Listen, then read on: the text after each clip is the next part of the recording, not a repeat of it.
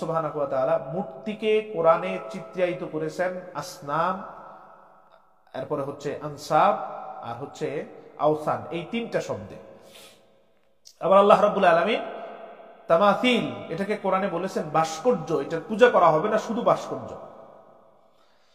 আবার আল্লাহ পূজার বিষয়টাকে তামসিল দিয়ে, ভাস্কর্য দিয়েও বুঝিয়েছেন।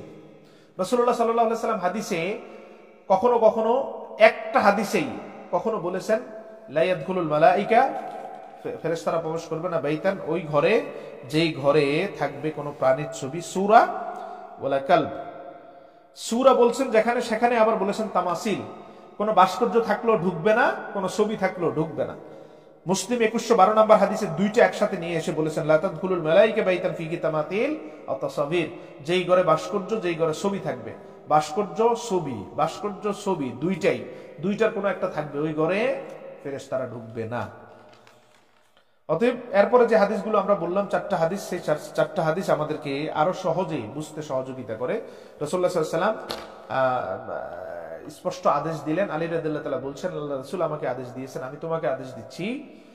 আবি হাইয়াজ আল আসাদি রাদিয়াল্লাহু তাআলা আনহু তিনি বলেন, আমাকে আলী রাদিয়াল্লাহু তাআলা আদেশ দিয়েছেন, আলী রাদিয়াল্লাহু তাআলাকে রাসূলুল্লাহ আদেশ দিয়েছেন যে যখনই তুমি কোনো মূর্তি দেখবে, ওই মূর্তিটাকে তুমি একবারে মাটির সাথে দশিয়ে দাও।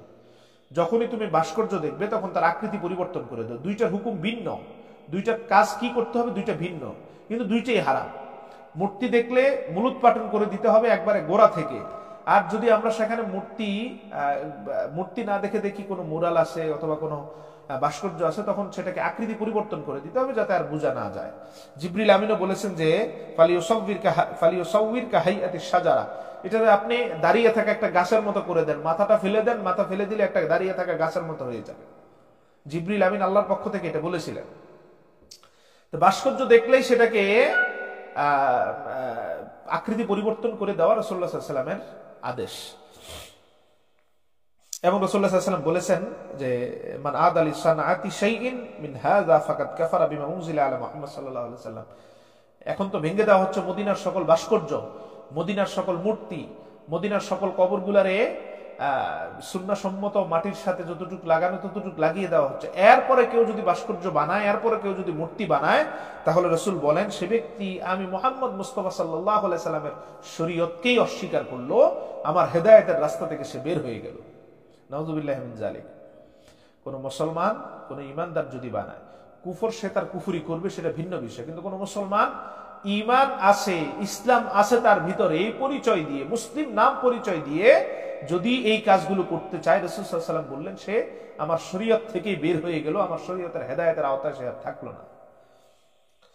বুখারী 5950, মুসলিম 2109 নম্বর হাদিসে মুসলিম বিন সাহি এবং মাসরুক দুইজনের কথোপকথনের যে চিত্রটা, সেখানে আমরা স্পষ্ট দেখলাম তিনি প্রথমে শিওর হলেন এটা কোনো পৌত্তলিকতায় বিশ্বাসী এরকম কোন বাদশার স্ট্যাচু কিনা, মূর্তি কিনা, ভাস্কর্য কিনা।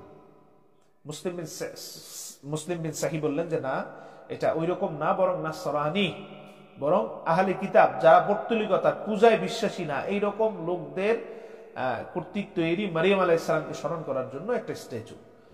এরপরও তিনি বললেন চাই সেটা ভাস্কর্য হোক, চাই সেটা মূর্তি হোক, দুইটার ব্যাপারে ইসলামী শরিয়ার ফয়সালা হচ্ছে আশাদ্দুন নাসি আযাবান ইয়াউমুল কিয়ামাল মুসাউবিরুন। এই যে তুমি যেটা বলছো এটা পৌত্তলিকতা না, বরং সৌন্দর্যের জন্য রেখে দেওয়া, এটার ব্যাপারেও শরিয়ার ফয়সালা হচ্ছে কোনোভাবেই আল্লাহ সুবহানাহু ওয়া তাআলার বড় আযাব থেকে সে রক্ষা পাবে না, যে আযাবটা আল্লাহ মুসাউবিরুন, যারা খোদাই করা অথবা প্রিন্টেড ছবি এটার কাতারে অন্তর্ভুক্ত।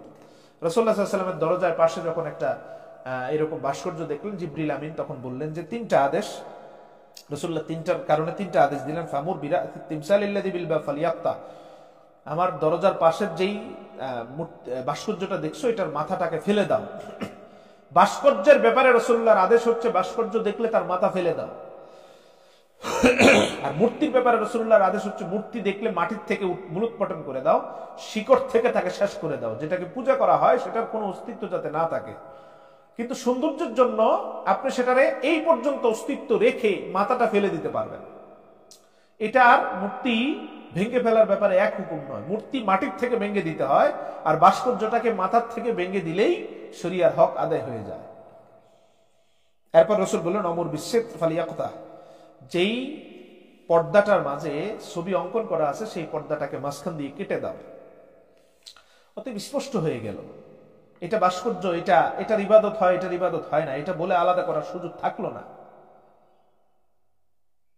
এটা শুধু আমার পীরের সম্মানের জন্য, আমার পীরকে স্মরণ করার জন্য আমি এখানে রাখলাম, এই কথা বলার সুযোগ হয় না।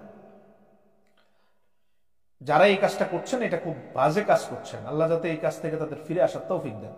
আম্মা জান আয়েশা সিদ্দিকা রাদিয়াল্লাহু তাআলা আনহার ঘরের দরজা এইরকম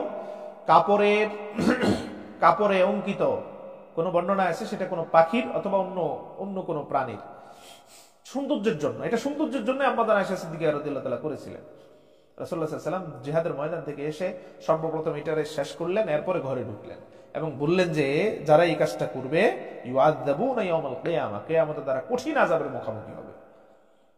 আম্মা জান আয়েশা সিদ্দিকা কাপড়ে খচিত ছবি, এখন আপনি সেটাকে কাগজে করেন, চাই সেটা প্রিন্ট কাগজে হোক, চাই সেটা প্রিন্ট কাপড়ে হোক, কাপড়ে অথবা কাগজে প্রিন্ট করা ছবি যেটা সৌন্দর্যের জন্য অথবা কাউকে স্মরণ করার জন্য দেওয়ালে টানিয়ে রাখা হয়, সেটা স্পষ্ট হারাম, হারাম এবং হারাম। কোন এটাতে ভাস্কর্যের যেই হুকুম, এইরকম সাটিয়ে রাখা ছবির ঠিক একই রকম হুকুম। মোবাইলের ভিতরে ছবির কোন হুকুম সেটা আমরা লাইভে আলোচনা করেছি, সেটা ভিন্ন বিষয়। যেটা যতক্ষণ মোবাইলে থাকবে, যতক্ষণ মোবাইলের মধ্যে রেখে দেওয়া হয়, ততক্ষণ এটা ভিন্ন বিষয় থাকে। কিন্তু আপনি যখন এটাকে প্রিন্ট করে স্মরণের জন্য দেওয়ালে টানিয়ে রাখলেন, এটা তখন আর তার নির্দিষ্ট কাতারে থাকে না। সোচ্চার হতে হবে এই কাজগুলোর জন্য। কোন নেতাকে স্মরণ করে আমি তার ছবি টানিয়ে রাখলাম, কোন পীরের স্মরণে মুরিদ তার ছবি টানিয়ে রাখলো, অথবা পীরের খানকাতে পীর তার বাবার ছবির সাথে নিজের ছবি টানিয়ে নিজে বসলো, অথবা এমনও আমরা দেখি, চিত্র অনেক দেখবেন যে পীর মারা গেছেন, তার কবরটার উপরে বড় করে তার একটা ছবি রাখা আছে। ওই ছবিটাতে ভণ্ডরা এসে চতুর্দিক থেকে প্রদক্ষিণ করে, জিকির করে, চতুর্দিক থেকে ঘুরে, নাউযুবিল্লাহি মিন যালিক। এটা তো একটা পূজা, এটা স্পষ্ট পূজা। এটা পূজাবিহীন আমরা আর অন্য কিছু বলতে, আর অন্য কথা বলার খুঁজে পাই না। এটা পূজাই। কোন পীরের ছবি এভাবে টানানো যাবে না, কোন পীরের ছবি এভাবে টানিয়ে সম্মান প্রদর্শন করা যাবে না, স্মরণ করা যাবে না, সৌন্দর্য বর্ধন করা যাবে না। কোন পীর না, কেউ না, সকলের জন্যই সমান হুকুম, এটা কোনোভাবেই করা যাবে না। ইবনে মাসউদ রাদিয়াল্লাহু তাআলা, আমরা যেটা বললাম যে হাদিস, বুখারীর হাদিস, কোন ঘরে ছবি দেখলেন, ছবি দেখে তিনি সরে গেলেন, ঘরে ঢুকলেন না। আবু মাসউদ আনসারী, বাইহাকির হাদিস, দাওয়াত দিলে আগে শিওর হতেন তোমার ঘরে কোনো ছবি আছে কিনা। আপনি আর আমি তো অনেক দাওয়াতে যাই, আমাদের ভূমিকা কি থাকে? সাহেবে দাওয়াতকে প্রত্যেকটা দাওয়াতে যদি আলেম ওলামারা এইভাবে সচেতন করে রাখতেন, তাহলে এই সমস্ত নাস্তিকরা মিডিয়ায় বসে মানুষের ঈমান হরণ করার সুযোগ পেত না। আমরা তো আমাদের দায়িত্ব থেকে অনেক দূরে আছি। যখনই প্রয়োজন হয় তখনই আমরা চিল্লাপাল্লা করি, মাইক পেলে চিল্লাপাল্লা করি, কিন্তু এই কাজগুলো, ইসলাহের কাজগুলো যদি আমরা প্রতিনিয়ত ধারাবাহিকভাবে ঘর টু ঘর করতাম, তাহলে এই পরিস্থিতি সৃষ্টি হতো না। বাহবা পাওয়ার জন্য জনস্রোতে অনেক কথা বলে চিল্লানো যায় এবং তাকবীর তোলা যায়। আউলিয়ায়ে কেরাম পায়ে হেঁটে হেঁটে এই কাজগুলো করে আমাদের জন্য যে আবাদ করে গেছেন, সেটাকে আমরা স্মরণ না করে ভুলিয়ে দিচ্ছি।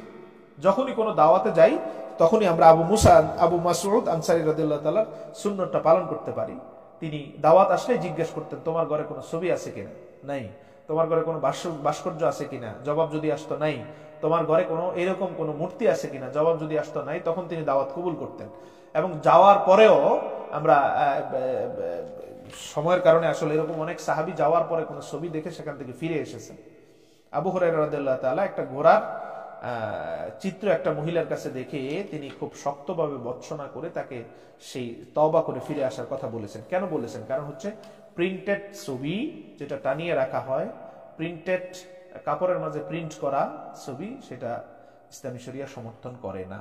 আল্লাহ যাতে আমাদেরকে এইরকম, বিশেষ করে এইরকম ফিতনা, এইরকম হারাম থেকে বেঁচে থাকার তৌফিক দেন। এবং নাস্তিক্যবাদ লালনকারী রূপা শাহরিয়ার কবির, যারা আমাদের ঈমানকে ধ্বংস করার জন্য ইবাদত করা হয় কি হয় না এইরকম একটা দিক তুলে ধরে তারা পার্থক্য করে ভাস্কর্যকে বৈধ দেওয়ার অপচেষ্টা করছেন, ইসলামী শরিয়াতকে অনেক বড় একটা অংশ ইসলামী শরিয়াতের খণ্ড বিখণ্ড করে দেওয়ার চেষ্টায় আছেন, এদের বিরুদ্ধে যাতে আমাদেরকে আল্লাহ সোচ্চার ভূমিকা রাখার এবং সর্বোচ্চ বলিষ্ঠ প্রতিবাদ, যেটা করলে রাসূলুল্লাহ শরিয়ার সম্মান অক্ষুণ্ণ থাকে, সেই রকম বলিষ্ঠ প্রতিবাদ করার তৌফিক যাতে আল্লাহ আমাদেরকে দান করেন। এবং আল্লাহ সুবহানাহু ওয়া তাআলা কথাগুলো প্রথমত আমাদের এবং তারপরে দর্শকদের, আলেমদের প্রথমত, এরপরে আলেমদেরকে যারা অনুসরণ করেন তাদেরকে মানার তৌফিক দান করেন। প্রথমে পীরদের মানার তৌফিক দান করেন, এরপরে পীরদের যারা অনুসারী হন, মুরিদ ওস্তাদদের যারা অনুসারী, এই অনুসারীদেরকেও আল্লাহ যাতে মানার তৌফিক দান করেন। সকলের সুস্থতা, নেক হায়াত এবং লাইভ কেন্দ্রিক যতটুক আরো এলমি বয়ান দরকার ছিল, আরো এলমি দলিল ততটুক দিতে না পারার ব্যর্থতা তুলে ভুল ক্ষমা চেয়ে সকলের কাছেই সুস্থতার সাথে বিদায় নিচ্ছি। আসসালামু আলাইকুম ওয়া রাহমাতুল্লাহি ওয়া বারাকাতুহু।